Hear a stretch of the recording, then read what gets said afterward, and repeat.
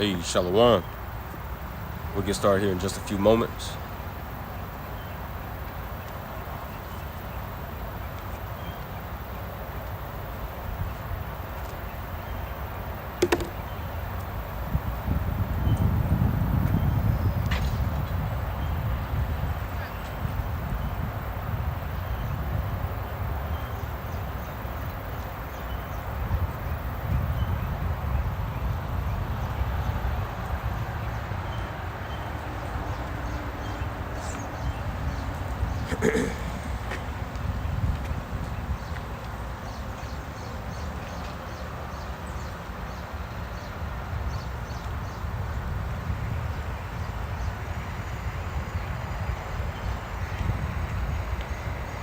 All right.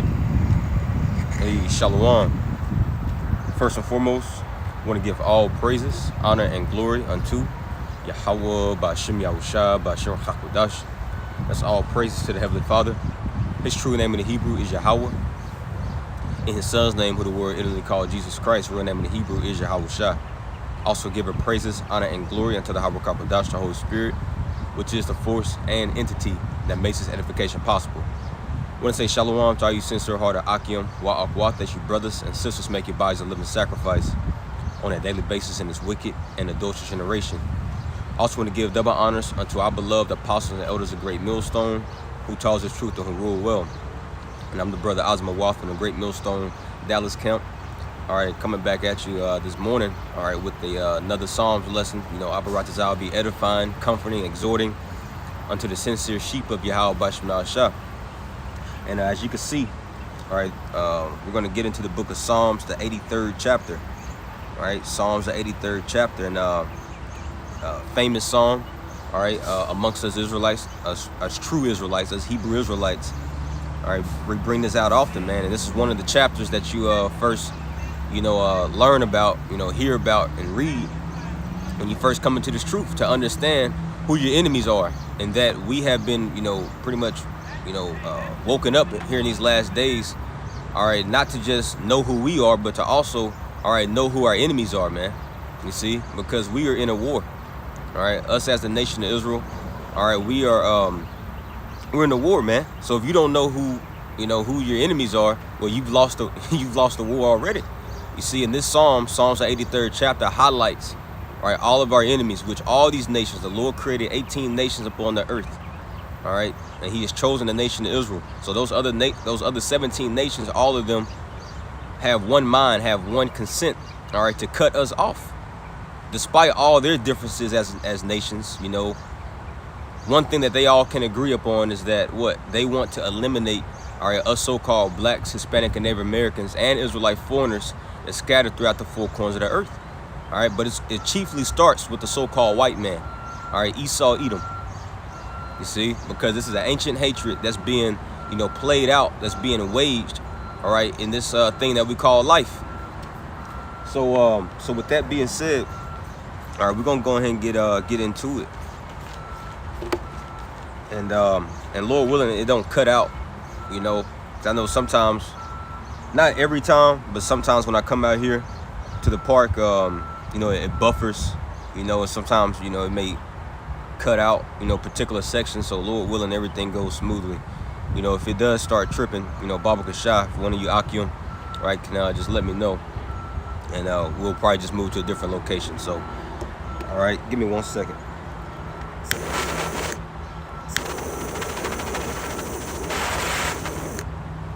All right, so yeah, let's go ahead and get into it. So this is the book of Psalms, the 83rd chapter, from the top. This is another song. It says song or psalm of Asaph, song or song of Asaph, and this is also more proof that Asaph was a prophet. He was a seer, man.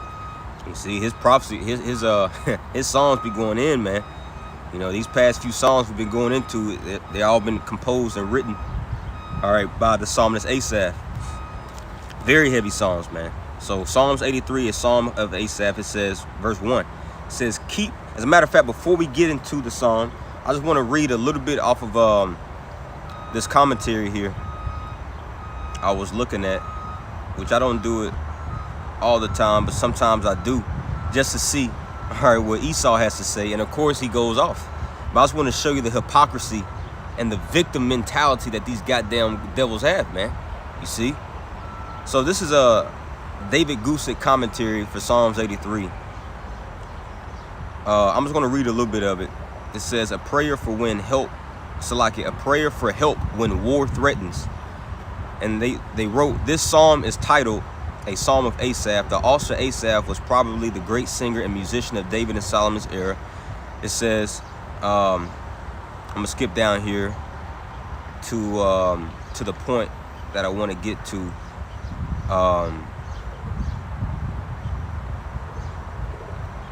Yeah, it says, okay, this is good. It says, for verse 1, when it speaks about your enemies make a tumult, Asaph asked the Most High to behold the crisis and to regard the enemies of Israel as his own enemies, as those who hated him. Asaph was confident that if the Most High did this, he will act on behalf of Israel. They are not only enemies to us, thy people, but also to thy will and name and glory. And that's correct. All right. I'm continue to read because there's one part on here. I was conversing with my beloved brother Benaiah out here in Dallas. I had sent him a little screenshot, you know, from this commentary that we going through right now. And man, it was like, man, these damn devils, man. You know, always playing victimhood. And they, you know, of course they attribute this psalm unto the small hatters, you know, which ain't nobody making no conspiracy against them. They're the ones that's making a conspiracy against everybody else, man. But let me find it real quick. Okay, here we go. So section C, it says, when the scriptures say, come and let us cut them off from being a nation. This is what David Gusick had to say. He says, this was the crafty counsel of the nations united against Israel. This desire of a confederation of nations to destroy Israel did not end in the days of Asaph. His prayers could be sung today as neighboring nations and the whole world community threaten Israel. You see, but he's likening he's attributing this unto the small hatters, man. All right, but this is applied unto us, the real Israelites, as we're going to get into here in a second. He also wrote, Adam Clark paraphrased the words of verse 4, let us exterminate the whole race, that there may not be a record of them on the face of the earth.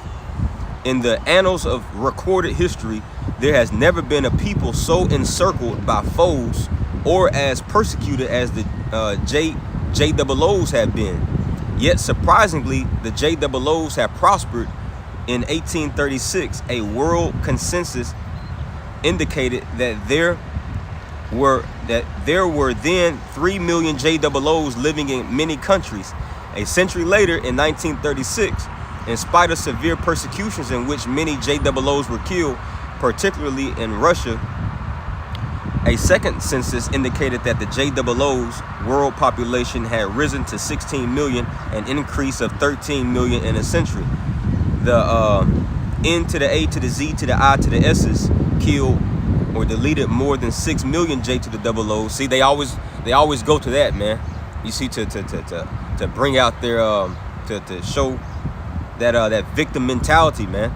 You see, and this is why the devil's about to move with great wrath, because the ones that's been concealed and hidden, the real Israelites that's been concealed and hidden for all these years, are now coming to the realization that we're Israelites, man. You see, and this psalm that we're about to go into highlights who the real Israelites are. This is a complete cut up on these damn devils over there, man, because these other nations are not taking crafty counsel against them. So I want to go ahead and get into Psalms 83, and we're going to break it down. You know, Abba Ratazah, like I said, you know, this would be edifying unto the sincere sheep, unto the real Israelites, the elect of the nation of Israel. Psalms 83 and 1 says, Psalm of Asaph, he says, keep not silence. Keep not thou silence, O power. Hold not thy peace, and be not still, O power. Yeah, let's read that again. Verse 1 says, keep not thou silence. And how is the Lord not keeping silence anymore? Right? He is giving the breath of life, all right, the spirit of wisdom into his prophets here in these last days. All right. And the Lord uses his prophets as his mouthpiece. So this is the Lord not keeping silence. The fact that you have our beloved apostles and elders, right, and bishops and Akim, right, and our apostles, teachers, all right, bringing this word out day in and day out. Right, this is the Lord not keeping silence, man, for the controversy and jealousy of his people Israel. Isaiah chapter 62 and verse 6, he says, I have set watchmen upon thy walls, O Jerusalem. And Jerusalem, we are a people before we're a place. And the Lord has set up a wall of defense. He set up watchmen of the nation of Israel. He set up Israelite prophets, man. All right, to be, you know, the guardians, if you will, of the nation of Israel, to warn them, right, of danger. And that's what we're doing, to warn you, right, who the enemy is, and that the enemy is about to come in with a great flood. I have set watchmen upon thy walls, O Jerusalem, which shall never hold their peace, day nor night. That's the Lord not keeping silence. You that make mention of the Lord Yahweh, keep not silent. See? It says, and give him no rest till he establish, until he make Jerusalem a praise in the earth. And that's what we're doing, man. We're not going to keep silence, Lord willing. He don't take his spirit off of us. We're not going to keep silence until the Lord makes, right, Jerusalem a praise in the earth. You see, until the Lord shows the whole world who the true Israelites are, man. First and foremost, Yahweh by Shemal Shah get their glory. All right, but then the gospel speaks about in Isaiah the 61st chapter, right, how the seed of Israel, let's grab it real quick. Isaiah 61. As a matter of fact, it was a chapter right before what we just read. So this is Isaiah 61 and verse 9. It says, and their seed, speaking about the seed of Abraham, Isaac, and Jacob, the Israelites, their seed shall be known among the Gentiles, and their offspring among the people. All that see them shall acknowledge them, that they are the seed which the Lord have blessed, man. You see? But these nations are trying to curse us, just like when you read the book of Numbers 22 through 24. You had Balak, which is the king of Moab at the time. Right, he hired out this particular man named Balaam, all right, to curse the nation of Israel. You see? But Balaam the whole time he had to go through the Most High. You see? And he told Balak the king, he's like, I can't curse, right, a people that the Lord has told me to bless. You see, and he even said that I wish that my end was like their end, like their latter end. There are people that's going to be laying down and rest, conquering over their enemies. You see, and this is why the nations hate us, man.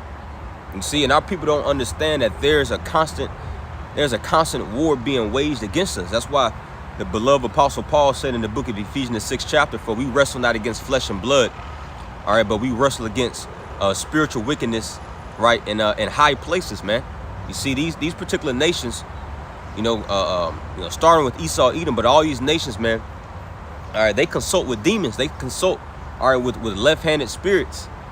You see, they put up sacrifices, wicked sacrifices, all right, to try to get energy from the left-hand side to try to overpower us, man. You see, hey, the water, bro. The brother Hebrews 4:12 put that scripture up, Numbers 24 and 5, and this is what Balaam is saying. He says, "How goodly are thy tents, O Jacob, and thy tabernacles, O Israel." Yeah, and I believe, if I'm not mistaken, if you could put up, I know it should be in that same chapter, but it speaks about how he wishes that he was amongst the nation of Israel, man. Let's see. Yeah, if you could find it, Baba Kashah, that would be your pot. We'll get it here after a while. But let's go back to Psalms 83 and 1. He says, "Keep not thou silence, O power. Hold not thy peace, and be not still, O power." Yeah, because for a long time, the Lord, he did hold his peace. He was silent. All right. And that was when, all right, that was before the Lord gave us this breath of life, before he gave us his truth. He was totally silent, man, with us. He wasn't listening to our prayers, right? His face was totally set against us. All right, but until 1969, 1970, roughly, all right, when that 350-year period had ended, that's when the Lord started to turn unto us in favor once more. So let's get this real quick. The book of Psalms, the 50th chapter. This is Psalms chapter 50 and verse 19. "Thou givest thy mouth to evil, and thy tongue frameth deceit. Thou sittest and speakest against thy brother. Thou slanderest thy own mother's son." And now who is this speaking about? Jacob and Esau. Who else can it be talking about? Verse 21. these things hast thou done, and I kept silent. See, so the Lord allowed Esau, all right, to do all these wicked things against, his brother Jacob, all right, speak lies against him, all right, have his foot up on his neck, which he still does. But the remnant, the Lord is concerned about the remnant. The remnant in these times have escaped, pursuant to the book of Isaiah, the 10th chapter. So it says, these things hast thou done, and I kept silence, man. So the Lord allowed Esau to come over here, fulfill his manifest destiny, all right, round up, all right, millions upon millions of Israelites upon, these slave ships. You see, dominators, rape, rob, murder, pillage, all right, make merchandise of us. He allowed Esau to do that, and the Lord kept silence. He didn't do anything. You see, even now, there's nothing major that has happened upon the soils of America. You see, no ICBM missiles being detonated yet. You see, no heavy wages of war yet. All right, but we're in the times where the Lord is stirring up himself. Isaiah the 42nd chapter, how he's stirring up himself like a mighty man of war. But it all starts with this truth, man. Psalms 50 and 21. These things hast thou done, and I kept silence. Thou thoughtest that I was altogether such an one as thyself. So this whole time, Esau Edom thought that the Most High was on his side. You see, Esau, he got deceived by his own lies. He thought that the Most High, all right, looked just like him, so-called white man, that perverse justice and judgment. You see, that's what he thought. Scripture speaks about in Isaiah 45 how the Lord Yahweh, he's a power that hideth himself in the earth. See, and this is why you have the masses thinking that there is no God. And if there is a God, that he's against us so-called blacks, Hispanic, and Native Americans. But that's not the case. He just hid himself for a little moment, man. And that was because we pissed him off as a nation. All right, but as the remnant is returning back unto him in these times, we're seeing the Lord arousing himself. You see, we see the Lord stirring up himself, man. It says, these things hast thou done, and I kept silence. Thou thoughtest that I was altogether such a one as thyself, but I will reprove thee. That's 2 Thessalonians, the 2nd chapter. How he's going to be consumed with the brightness and the spirit of the Lord's mouth. The prophets, man. The Lord is reproving Esau Edom every day by the watchmen of the nation of Israel, man. And this is why he's playing victim more than ever right now. And soon, all right, as far as his ministry is concerned, it's not going to be, publicized upon the internet, going out there to the highways and byways. All right, because this man, he's framing deceit, he's framing evil, as we just read. All right, and playing the victim. Oh, you can't bring out particular verses. You can't bring out Matthew 27. All right, you can't talk about the J to the double O's. You see, this proves who the devil is, and this proves that they're not the people. All right, it says, but I will reprove thee and set them in order before thine eyes. Who's being set in order right now? The nation of Israel. The ones that's been scattered. All right, the ones that's been, disenfranchised, the ones that's been discontinued from their heritage all these years. All right, we're being set in order. Daniel 2 and 44. In the days of these kings, the Most High shall set up a kingdom which shall never be destroyed. So as these particular heathen nations, right, are in power right now, chiefly Esau Edom, well, right underneath everyone's nose, the Lord is setting up a kingdom, man, in the midst of another kingdom. Psalms 83 and 1. Keep not thou silence, O power. Hold not thy peace, and be not still, O Yahweh Bashmal Shah. Verse 2. For lo, thine enemies make a tumult. You see, and this is something that these Christian churches will never speak about. We just read, it says, for lo, thine enemies. Hold on, so the Lord has enemies? Absolutely, man. And we're about to figure out, right, who the Lord's enemies are. His enemies are the enemies of the nation of Israel, man. You see? For lo, thine enemies make a tumult, and they that hate thee have lifted up the head, meaning that they're speaking and acting very proudful, man. And that's what these nations are doing. The same heathen nations that we read in Psalms, the 2nd chapter. How it speaks about, let us break their bands, let us free ourselves from the slavery of the Most High. You see, all these heathen nations, right, in their W to the E to the F councils, W to the H to the O councils, all these particular summit meetings and councils that we don't even know about. Those are just a few that we know about, but there's I'll be reluctant to say that there's hundreds of more, right? More councils that we don't even know about, that's going on behind the scenes every day, all around the clock, man. While we sleep, while we up, whenever. That these heathen nations, that they're constantly in consultation with one another, all right, against Yahweh B'Shem Yahushua and against his anointed, man. You see, so for you Israelites that's making light of this ministry, you don't understand what this thing is about. This is literally a war that we're in. This is Genesis 3 and 15 still being played out. As the Lord said, as a matter of fact, let's get there real quick.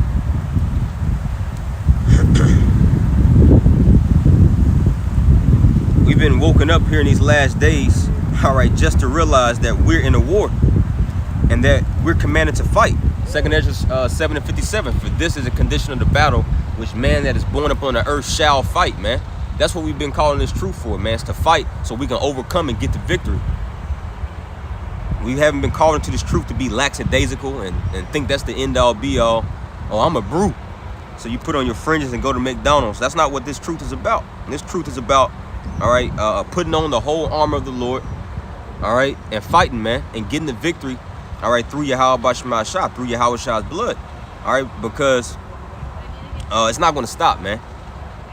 It's not going to stop. Genesis 3 and 15, he says, and this the Lord speaking to the serpent, which that same spirit that was in the serpent is in, it was in Cain, and it's also in Esau, Edom. That's why when you read Revelation 12, as it speaks about this Edomite empire, starting with, well, not starting with, but concerning the ancient pagan Roman Empire, it says what? That dragon, the old serpent, letting you know that Esau has the spirit of the serpent. So Genesis 3 and 15, and I will put enmity. And what does enmity mean? Hatred. I will put enmity or hatred between thee and the woman. Who's the woman? The nation of Israel. And between thy seed and her seed. So this has been a perpetual hatred, as we can read all throughout the scriptures concerning Esau and Jacob, Cain and Abel, the serpent and Eve. You see?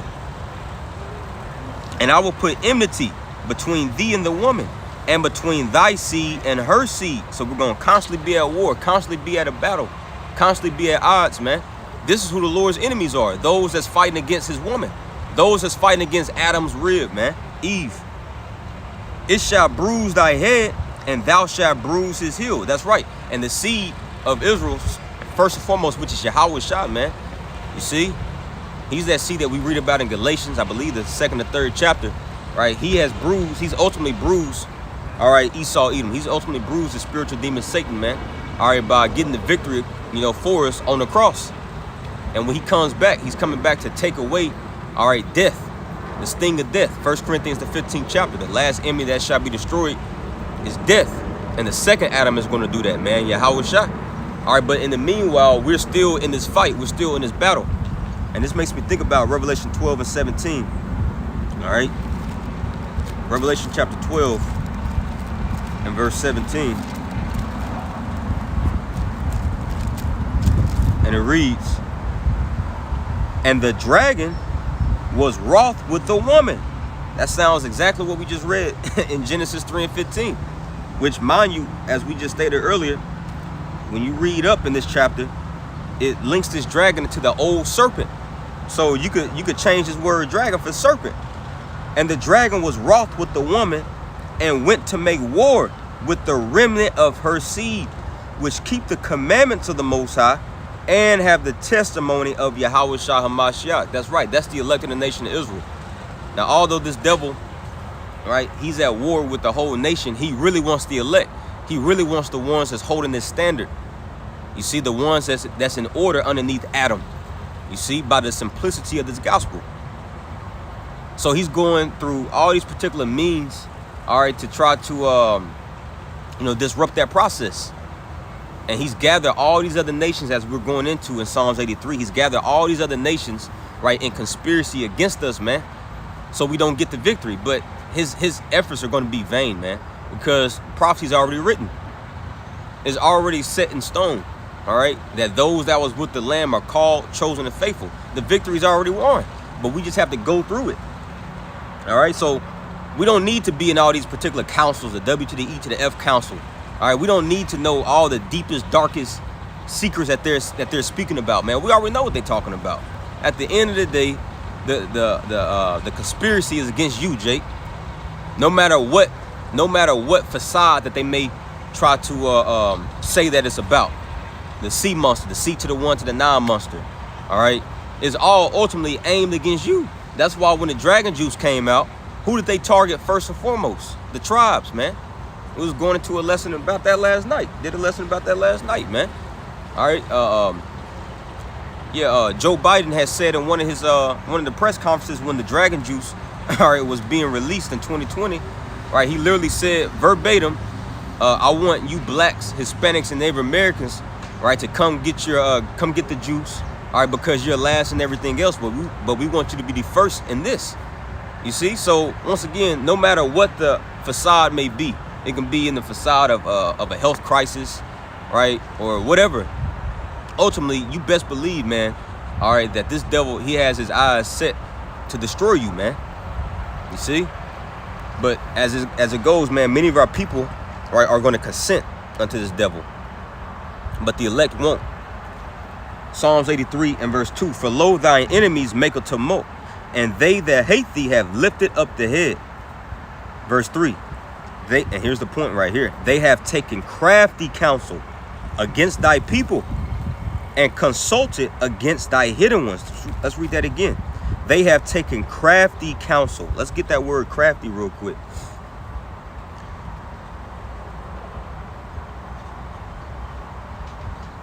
And this goes to show you the need for Yahweh Shai even more, man. There's no way in hell we can win without the blood of Yahweh Shai. Let's grab this first in 1 John, the 5th chapter. All right, for all these Israelites that downplay the need, right, and role of Yahweh Shai, well, good luck, man. Who else is going to get us out this situation? 1 John chapter 5 and verse 4 in the NLT. "For every child of the Most High defeats this evil world, and we achieve this victory through our faith." Faith in what? Let's see. Verse 5. "Who can win this battle against the world?" Yeah, that's right, because we're up against the world, man. We're up against all these nations, man. This one nation, the nation of Israel, and we're behind enemy lines. We don't have our own food. We don't have our own water. We don't have nothing, man. So all the odds are against us, man. But yeah, you got all these other nations with their own sovereignty, with their own government. They have their own armies. They have their own everything, man. You see? Own militaries. And they're all against us. So how are we going to win? 1 John 5 and 5 in the NLT. "Who can win this battle against the world? Only those," see, only those who believe that Yahweh Shai is the Son of the Most High, man. That's the only ones that's going to win. That's the only ones that's going to get the victory. And that's the faith of the elect of the nation of Israel. And this is why we exalt Yahweh Shai, man. He's our king. He's the one that's going to get us out this situation. And he's the one that put us in it. You see? Yahweh Shai is the one that put us in this situation, and he's the one that's going to take us out. All right? So let's go here to this word crafty. Psalms 83.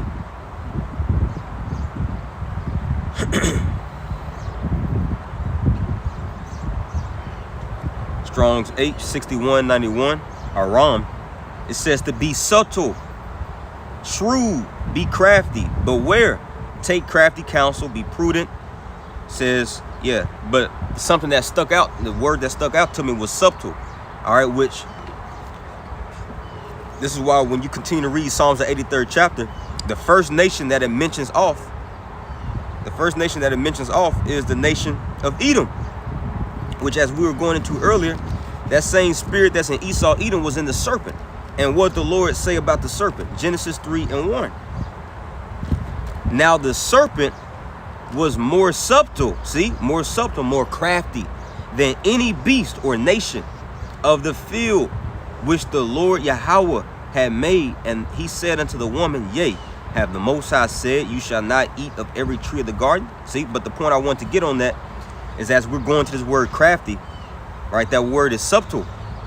And this is why it mentions Esau, Edom off first and foremost, all right, to be the head conspirator against all right, the nation of Israel, because he's the most subtle of all the other nations in the world, man. And he's the one that's spearheading all these particular councils against us. That's why you don't see no Jake in these summit meetings. You will never see an Israelite in these summit meetings, man. You see, you always see all these other nations. Why? You got to ask yourself, why is that? You see, you got all these other nations, they're dressed in their regalia, however you say that word, regalia. You know, you see Ishmael over there, you know, with their tunics on and, you know, their garments. Right? You see Ham over there, dusty. All right, you see Esau, Edom in his suit and tie, his hair slicked back. But you don't never see no Israelites in those meetings, man. Why? Because this is we're reading it. As the psalmist Asaph was moved through the spirit and power of Yahweh Shema Shah to prophesy about this is what we're witnessing. You see? So this goes to show you the sobering reality that we're in. So I also want to get this word crafty in the Google definition. So as we Google this word for crafty, it says clever at achieving one's aims by indirect or deceitful methods. See, by indirect. See, so this devil, he circumvents, right? Not just Esau, but all these nations, they circumvent, right, around, right, what their true intentions and motives are.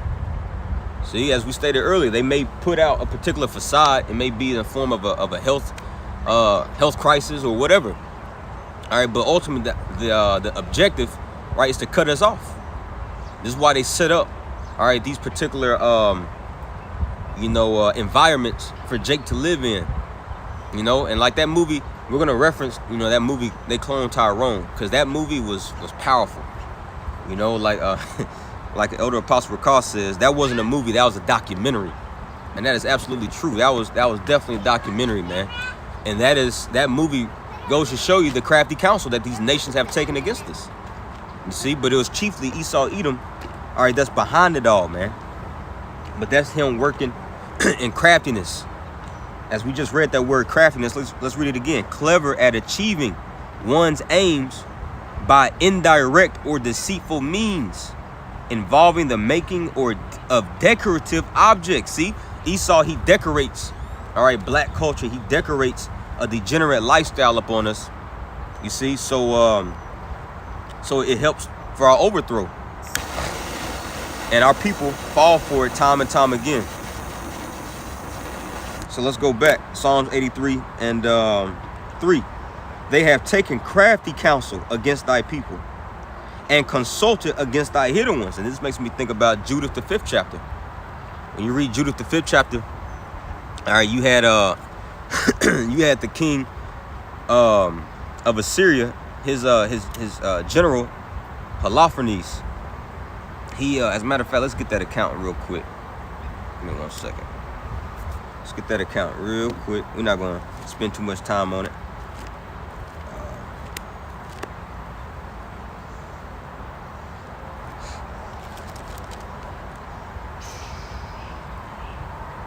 This is Judith chapter 5. And Judith chapter 5 and verse 17. Now this is what I believe he was an Ammonite, if I'm not mistaken. Yeah, he was an Ammonite. This is Judith 5 and 2, and I'm gonna kind of skip around, but I'm gonna get to the main point here in a second. Judith 5 and 2.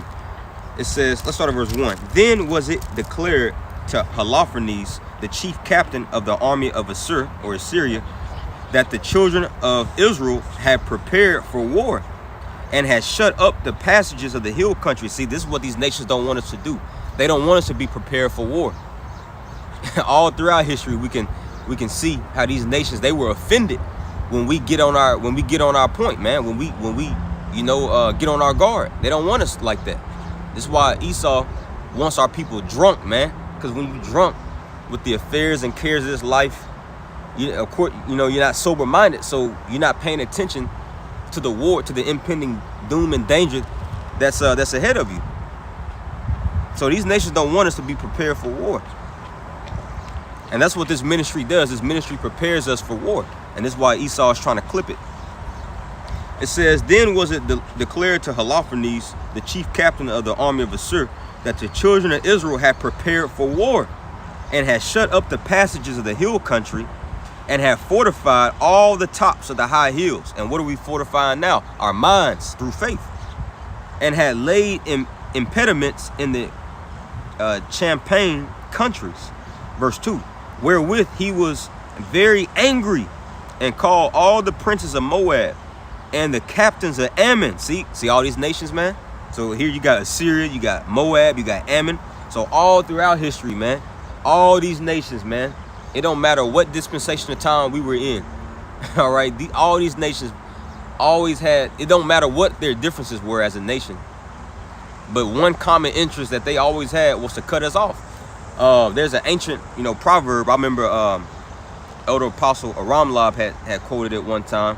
It was an ancient proverb. It says, the enemy of my enemy is my friend. Yeah, the enemy of my enemy is my friend. So that's the common ground that all these nations have, is that they just want to cut us off, man. So that's what so they can come together as friends on that occasion when it involves cutting us off as a nation, man. But once again, we got to remember who set all this up, man. The Lord, Yahweh B'Shem Yahushua. So he put us in this situation, man. And the only way we can get out is by going to him for our safety, for our strong tower. And what's that strong tower? The name of Yahweh B'Shem Yahushua. So all you Israelites that's not running to that strong tower, you shit out of luck. Judah 5:2. Wherewith he was very angry, and called all the princes of Moab and the captains of Ammon and all the governors of the sea coast. And he said unto them, tell me now, you sons of Canaan, who this people is. So that he wanted to know who is this people? Who are these people that's dwelling right in this particular land that's prepared for war against us? It says, who is this people that dwelleth in the hill country, and that are, in Salakia says, and what are the cities that they inhabit? And what is the multitude of their armies? So these nations, they want to gather information. So they send out informants. That's why in these times, you got who? You got your Vocab Malones, you got your James White, the Edomites, and all these particular different informants to try to gather information about us Hebrew Israelites. You see? But it don't matter, man. Y'all could get all the information you want. You could spy on us. You could track us on our IP addresses. All right? I've seen it. We've seen drones at camp. It don't matter, man. Y'all can get all the information you want. You got our social security numbers. You got our fingerprints. It don't matter. If the Lord declared for us to get the victory, we're going to get it, man. It says, and what is the multitude of their army, and wherein is their power? So they want to know where's the source of their power. This is why all throughout history, the first thing that these heathens went to, all right, was our temple. To desecrate it, to burn it down, to defame it, to make it abominable, because they understood that was our power source. That's where we had access and communion with our power. And in these times, Esau is still speaking, he's still thinking carnal, you see, and he wants to try to box in the spirit of the Lord, but he can't do it, man, because the Lord says in all the lands that we've been taken captive, he's going to be unto us as a little sanctuary. So the Lord he's inside of us, man. He has his spirit inside of us. So there's no way Esau can put his hands upon the spirit of the Lord like he could the temple. Like you had that monument, the Ark of Titus. That was Esau pretty much, what's the word I'm looking for? Bragging and boasting, that he had possession of the temple. That Ark of Titus. See, but he ain't gonna get the victory this time, man. He can't boast about that, because hey, the spirit's like the wind, baby. You don't know where it is. So this is why he's coming down with great wrath upon all the nation of Israel, man, because he don't know who the elect is. But anyway, let's get back to the point. Judah 5 and verse 3 in the middle part. And wherein is their power and strength, and what king is set over them, or captain of their army? So, but we have a king, of course, which is Yahweh Shah, but he's not here with us physically, but he is in the spirit. You see? And this is what makes this war that we're in so unique and so different than all other wars, man, because it's spiritual. Ephesians 6 chapter, man. We're not wrestling against flesh and blood. You see? But Esau's trying to figure out, like, damn, how are they so organized? How are they so in sync with one another? And this is why he sends out informants and agents between particular Israelite camps, man. You see, to try to break it up. But the spirit, you can't break up what the Lord is putting together, man. You can't do it. It's impossible. Verse 4. And why have they determined not to come and meet me more than all the inhabitants of the West? Ooh, see, and we can look at this with spiritual eyes. All right, in the West.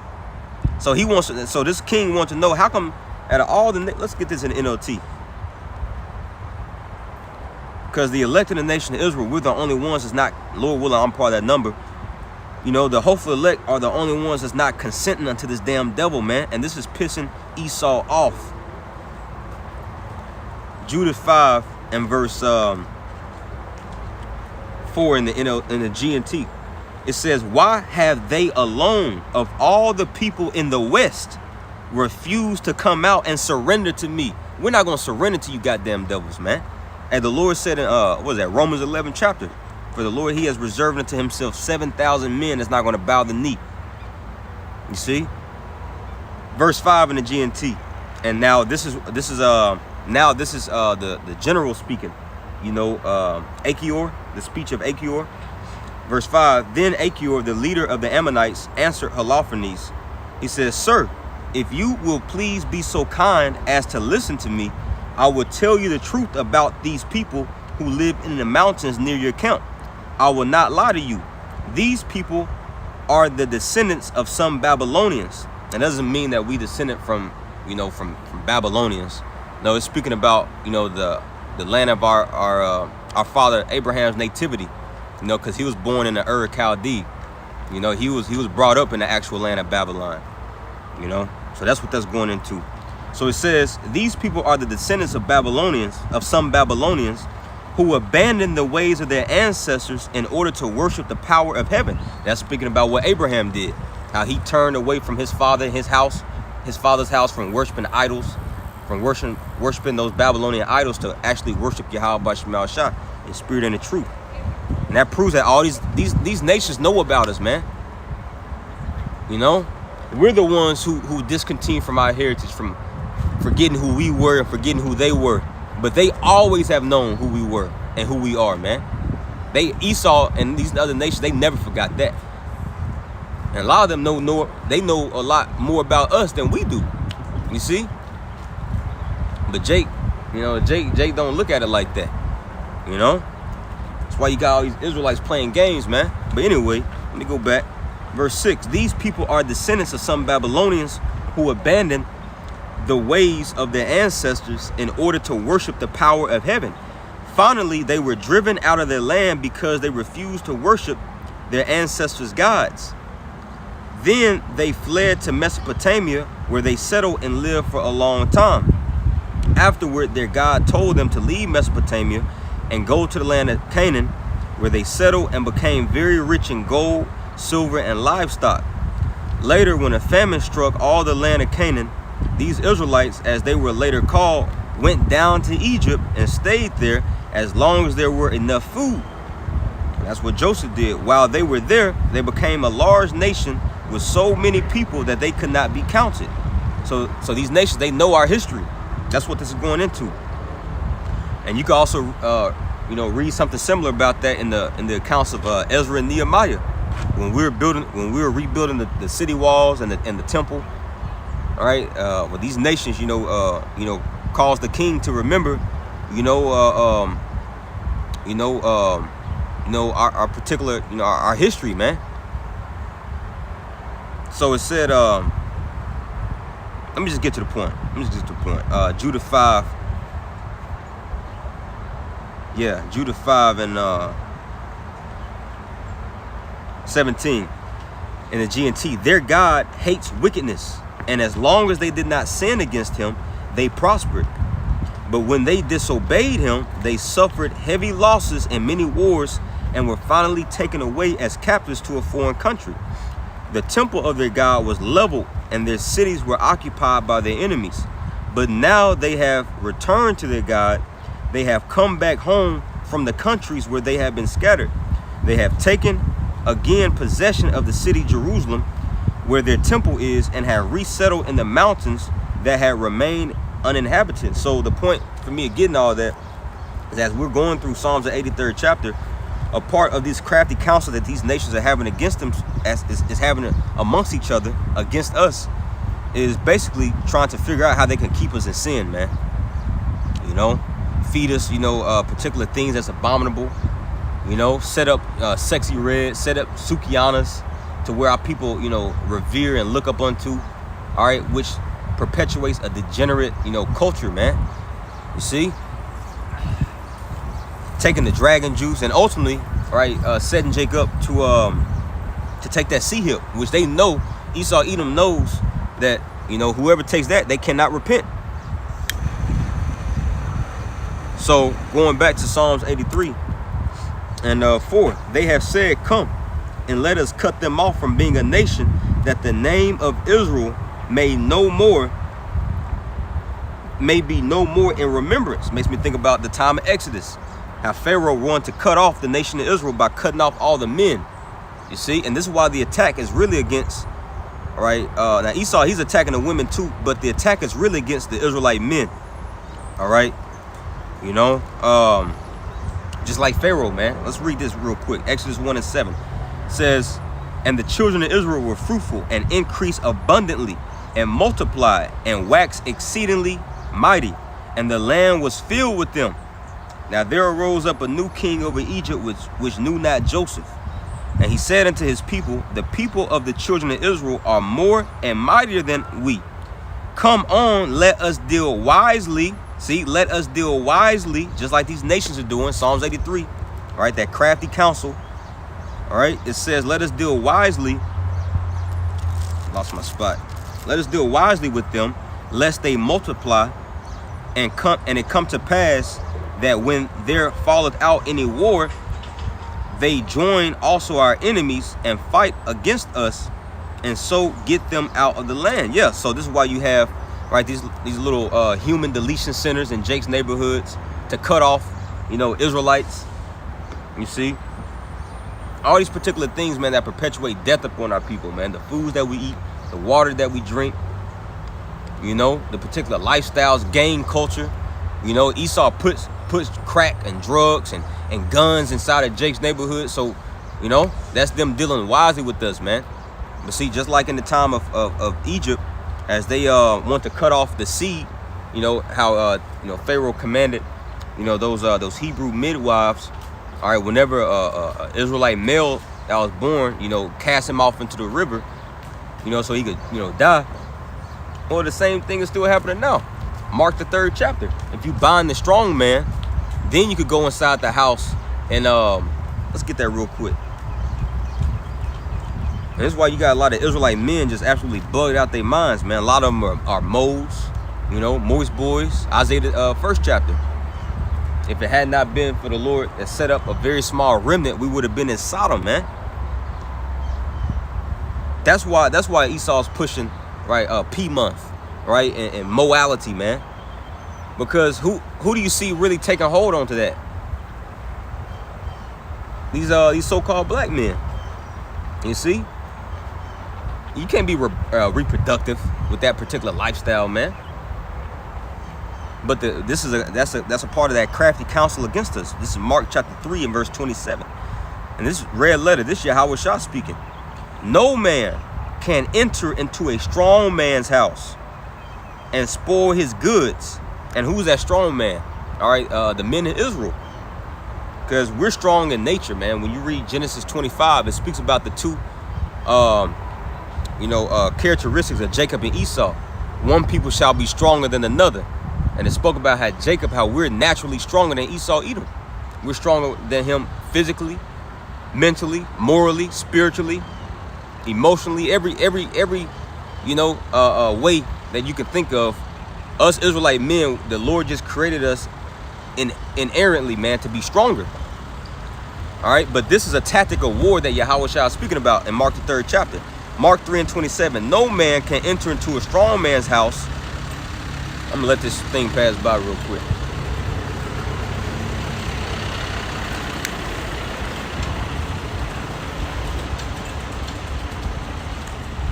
All right, it says, no man can enter into a strong man's house and spoil his goods, except he will first bind the strong man, and then he will spoil his house. See?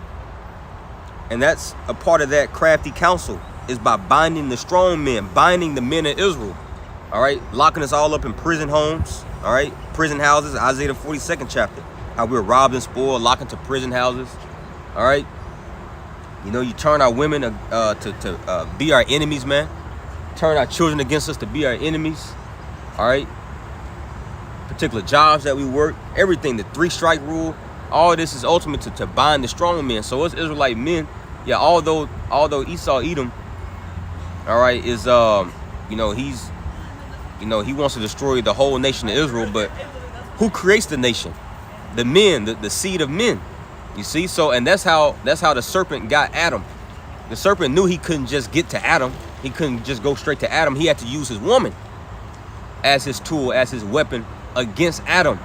But that was him dealing more subtly.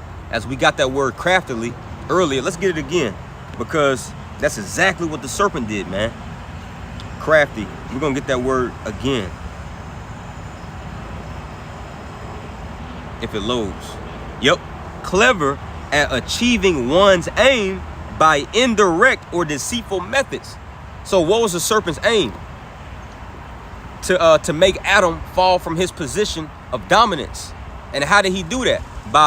By using the woman. He did it by indirect means. He used the weaker vessel, man. You see? And that's how he got Adam. That's how the sons of God fell. And we're still in this low position till today, man. All right? So that's how he has bound the strong man. And that's how the nation of Israel has taken this great fall. But once again, through Yahweh Shah, through the second Adam, all right, got it right.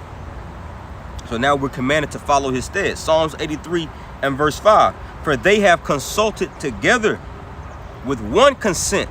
And this is what the New World Order, damn, I didn't mean to say it all together like that, but this is what the N to the W to the O is all about, man. You know, it's not just about 15-minute cities and robots and AI, although that's a part of it. Ultimately, what it's all about is exterminating, is doing away with the nation of Israel, man.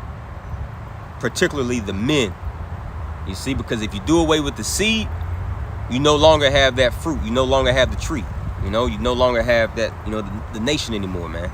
Because the man carries the nation in his bosom, man. You see? So this is why the men are destroyed. You look at the men of the nation of Israel, man, just as we was talking about earlier, man, they're just totally destroyed. You know? But this is what these nations have consulted about. For they have consulted together with one consent. They are confederate against thee. Yeah, the enemy of my enemy is my friend. Verse 6, the tabernacles of Edom, see? Because he's more subtle than any beast of the field, man. He's the one that's spearheading it all, man.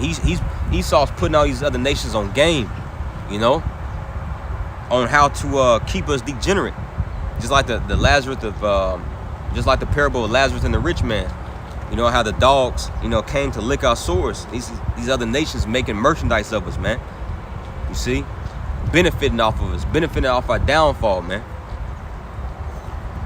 It says, for the tabernacles of Edom and the Ishmaelites and of Moab and the Hagarenes, Gabal and Ammon and Amalek. See, Amalek, it mentions Esau, Edom twice, man.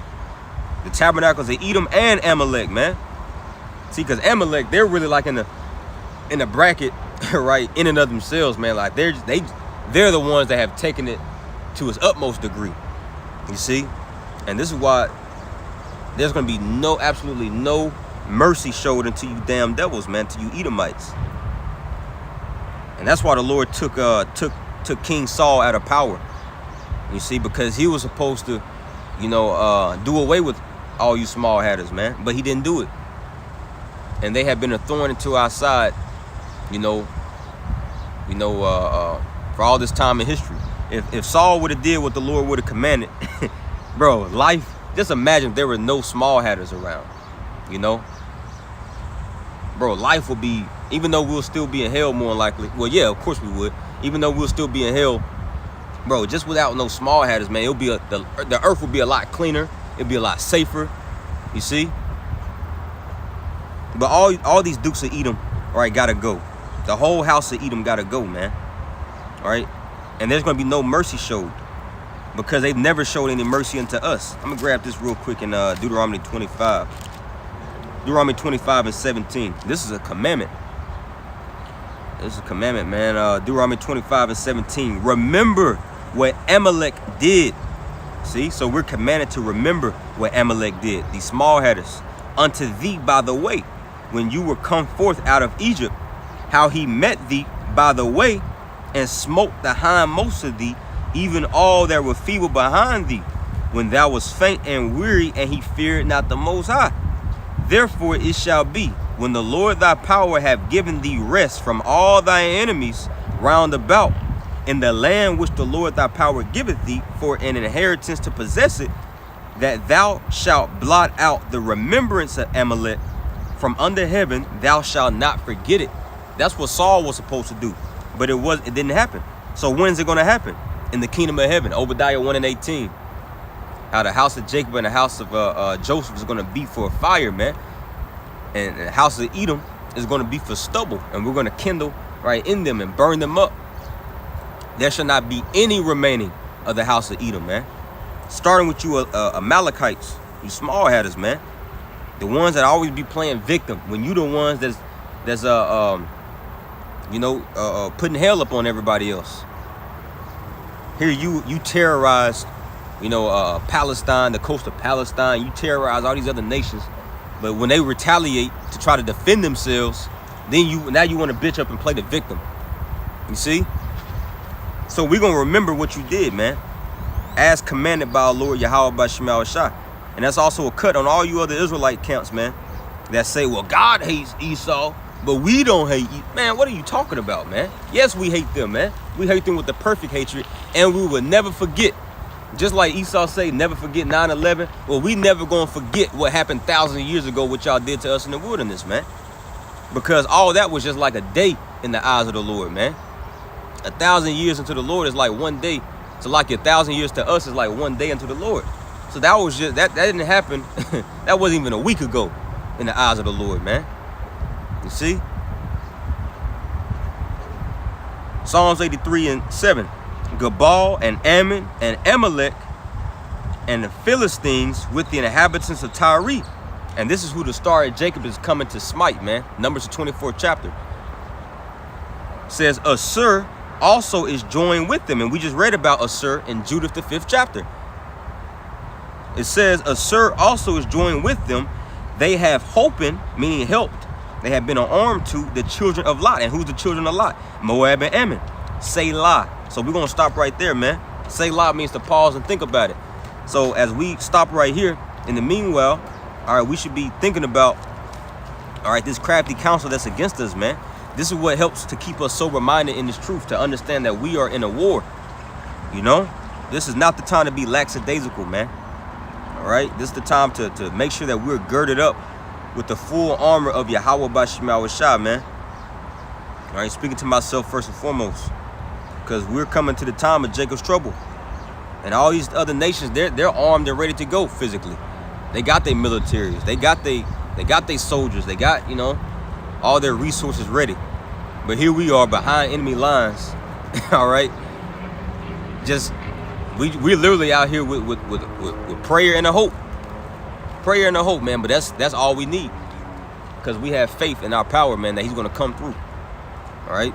So yeah, let's get some of these scriptures that the Akim are putting up. And shalom to you, Akim Walkoff, tuning in this morning. Barakar Tawab. And Lord Willing's been edifying. Oh yeah, brothers lit it up. Of course, as always, man. The water for these scriptures. Let's get some of this. Read this. The brother Hebrews 4 and 12 put up Joshua 24 and 14. Now therefore fear the Lord Yahweh by Shema Shah, and serve him in sincerity and in truth, and put away the gods which your fathers served on the other side of the flood and in Egypt, and serve ye Yahweh. And if it seem evil unto you to serve the Lord Yahweh by Shema Shah, choose you this day whom you will serve, whether the gods which your fathers served that were on the other side of the flood, or the gods of the Amorites, in whose land you dwell. But as for me and my house, we will serve the Lord. That's right, man. For the house of David is going to serve Yahweh by Shema Shah. All right. Read this. The brother GMS Virgin Island Straight Gate put up Psalms 137:7. Remember, O Lord Yahweh, the children of Edom in the day of Jerusalem, who said, race it, even to the foundation thereof. That's right, man. And Esau was right there next to the Babylonians, cheering them on, man, to destroy us, right, and our temple and our land, man. So we're not gonna forget that.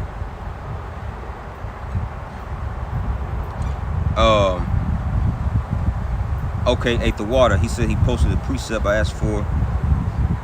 Okay, yeah, let's get that real quick. Numbers. Give me 1 second.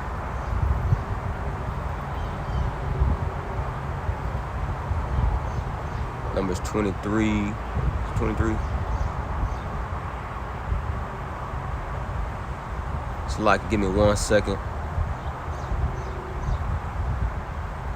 I believe that's it. Yeah, let's start. His eyes are open.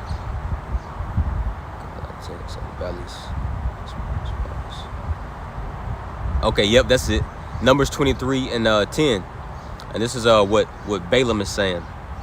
He says, who can count the dust of Jacob and the number of the fourth part of Israel? Yeah, because all right, we're like the sand on the seashore and like the stars of the heavens, man. You know, it's impossible for you to count and number the nation of Israel. That was a promise that the Lord gave unto our forefather Abraham. It says, going back, Numbers 23 and damn, I just lost it.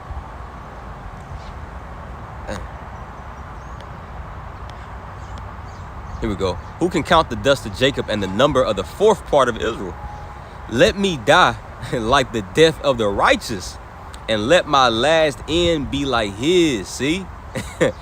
So, you know, as the Lord was giving this particular heathen Moabite, or this Moabite, you know, a vision, right? It's not that the Lord he deals with these other nations and sets them up to be prophets. No, basically what the Lord did, all right, he was showing his salvation, right, in the sight of these heathens, man. That's what he's going to do now. Wisdom Psalm in the 5th chapter, Psalms 98, you know, how his righteousness and his salvation is openly showed in the sight of the heathen. That's what was happening to Balaam right here. And he was like, man, I want to be like this people, but he can't be. Because even when you continue to read the book of Numbers, eventually the Lord commanded us, the nation of Israel, to slay Balaam, man. You know, to slay Balaam, because you had particular Israelites getting caught up into Baal Peor worship. You know, and we put his ass to death because that was a stumbling block into a lot of our people, man. So ain't nothing but wrath coming for you nations, man. Obadiah 1:15, for the day of the Lord is near upon all the heathens, man. And we see why, man, because y'all hate us. Y'all hate our guts, man. No matter how cool some of these heathens may be. All right, well, keep in mind, man, these are our enemies. And behind closed doors, they are talking amongst each other, man, to try to figure out particular different crafty ways to keep us in derision. You know, so, but that's the point, man. The point's been made. You know, Abaratazah, you know, you Akim, my Akwath will edify. Hey, and the water for the scriptures, you know, Akim. You know, Shalom to you, Akim, Wakwath that tuned in. You know, Yahweh Bashma Shabrakatham. All right, but hey, until next time, I want to give all praises, honor, and glory unto Yahweh, Ba'ashim, Yahushua, Ba'ashim Chakudash. I want to give double honor to our beloved apostle, elders, great millstone, Awaf Lababal. Shalom.